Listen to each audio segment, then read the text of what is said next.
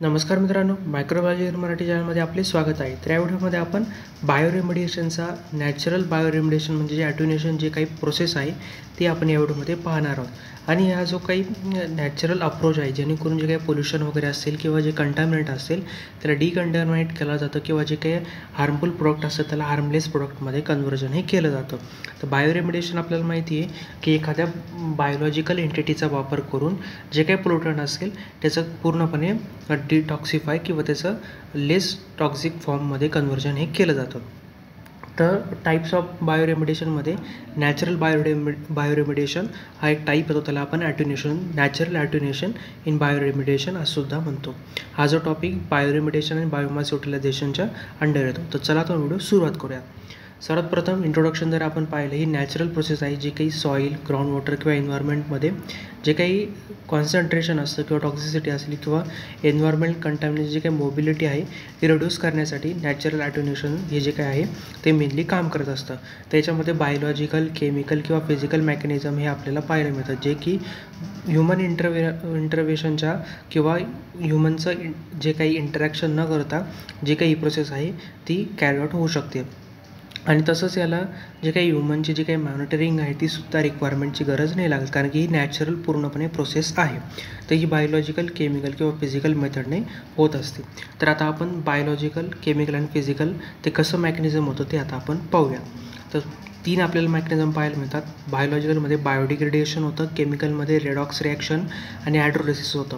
Physical mechanism म्हणजे जे काही वॉटर मॉलिक्यूल असतील किंवा व्होलेटाईल कंपाऊंडचं जे काही पूर्णपणे त्याची मोबिलिटी आहे ती पूर्णपणे कमी केली जाते. तर बायोलॉजिकल मेकॅनिझम जर आपण पाहिलं तर हे कोर आहे बायोरेमेडिएशनचं. त्याच्यामध्ये जे काही इंडिजिनस जे काही मायक्रोऑर्गॅनिझम असतील किंवा नेटिव्ह मायक्रोऑर्गॅनिझम ज्या एरियामध्ये जे काही कंटामिनेशन किंवा कंटामिनंट जे काही आहेत तर त्या एरियातले जे काही मायक्रोऑर्गॅनिझम असतात त्याला इंडिजिनस किंवा नेटिव्ह मायक्रोऑर्गॅनिझम म्हटलं जातं. त्याच्यामध्ये बॅक्टेरिया, फंगाई किंवा आर्किया हे जे काही जास्त प्रमाणामध्ये बायोडिग्रेडेशन किंवा बायोरेमेडिएशन करण्यासाठी मदत करत असतात. तर एरोबिक बायोडिग्रेडेशन आपण जर पाहिलं म्हणजे ऑक्सिजनचा वापर करून जे काही पोल्युटंट असतील, जे काही म्हणजे हायड्रोकार्बन आहे असे जे काही पोल्युटंट आहे त्याला डिग्रेड केलं जातं. अनएरोबिक बायोडिग्रेडेशन म्हणजे याच्यामध्ये ऑक्सिजनची गरज लागत नाही आणि एका इलेक्ट्रॉन जे काही ॲक्सेप्टर आहे म्हणजे नायट्रेट, सल्फेट किंवा जे आयन आहे त्याचा पूर्णपणे इलेक्ट्रॉन ॲक्सेप्टरचा जे काही वापर करून जे काही एन्व्हायरमेंटल आहे त्याच्यामधले जे काही कंटामिनंट आहे अनएरोबिकली म्हणजे ऑक्सिजनचे रिक्वायरमेंट न लागता त्याचं बायोडिग्रेडेशन हे होत असतं.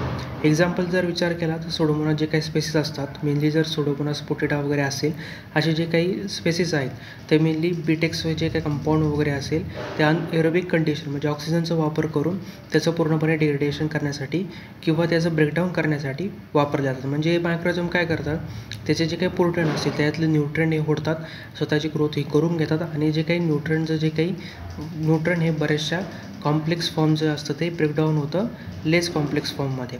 तर असं बायोडिग्रेडेशन हे होत असतं. तर बायोलॉजिकली मायक्रोऑर्गॅनिझमचा वापर करून वेगवेगळे जे काही मायक्रोऑर्गॅनिझम आहे ते कंटॅमिनंट जे काही पोल्युटंट असतील त्याला ब्रेकडाऊन करण्यासाठी काम हे करत असतात. केमिकल मेकॅनिझम जर आपण पाहिलं, रिडॉक्स रिॲक्शन म्हणजे त्याची केमिकल स्टेट ही चेंज करायची कंटॅमिनंटची जेणेकरून ते लेस टॉक्सिक हे होऊ शकेल. आणि हायड्रोलिसिस म्हणजे जे काही कॉम्प्लेक्स कंपाऊंड असेल ते सिम्पलरमध्ये कन्व्हर्जन करायचं जेणेकरून जे काही हार्मफुल सबस्टन्स असेल ते लेस हार्मफुल सबस्टन्समध्ये कन्व्हर्जन हे होत असतं. तर केमिकलचा काही म्हणजे ज्याच्यामध्ये वॉटरचा वापर करून किंवा जे काही रिडॉक्स रिॲक्शन आहे केमिकल स्टेट त्याची चेंज करून जे काही कंटॅमिनंटला लेस टॉक्सिक करण्याचं काम केमिकल मेकॅनिझममध्ये केलं जातं. त्याच्यानंतर फिजिकल मेकॅनिझम जर आपण विचार केला तर त्याच्यामध्ये आधी डायल्युशन टाकलं म्हणजे काही कंटॅमिनंट आहे ते डायल्यूट केले जातात आणि डायल्यूट केल्यानंतर ते क्लीन ग्राउंड वॉटरमध्ये मिक्स केले जातात. आणि नंतर दुसरी पोर्शन आहे सोर्प्शन म्हणजे याच्यामध्ये जे काही कंटॅमिनंट असतील हे सॉईलला अधर करतात आणि जे काही पार्टिकल असेल, सेडिमेंट असतील त्याची मोबिलिटी इथं रिड्यूस होते.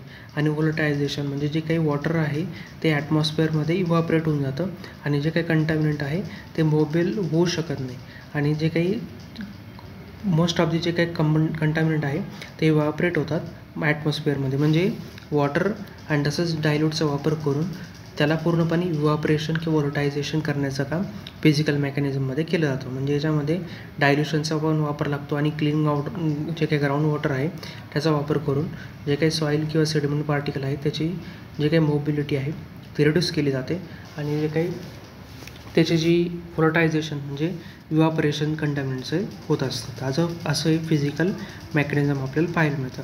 तर 3 मेकॅनिझम आहे, बायोलॉजिकलमध्ये मायक्रोऑर्गॅनिझम, केमिकलमध्ये केमिकलचा वापर केला जातो किंवा फिजिकलमध्ये जे काही डायल्यूंट आहे ते मिक्स वगैरे करून त्याच्यानंतर त्याची काही इव्हॅपोरेशन वगैरे हे केलं जातं. तर असे 3 मेकॅनिझम आपल्याला नॅचरल ॲटेन्युएशन इन बायोरेमिडिएशनमध्ये पाहायला मिळतात. तर कंटॅमिनंट ॲड्रेस म्हणजे जे काही टाईप ऑफ कंटॅमिनंट म्हणजे आपण पाहिलं तर पेट्रोलियम हायड्रोकार्बनमध्ये गॅसोलिन, डिझेल, क्लोरिनेटेड सॉल्व्हंटमध्ये TCE, PCE किंवा मेटलमध्ये जे काही डिस्ट्रॉय होत नाही काही प्रमाणात, काही न्यूट्रन असतात, नायट्रोजन असतात, जे काही फर्टिलायझरपासून येत असतात, ते असे जे काही कंटॅमिनंट आहे टाईप ऑफ कंटॅमिनंट त्याचं पूर्णपणे डिग्रेडेशन हे होत असतं.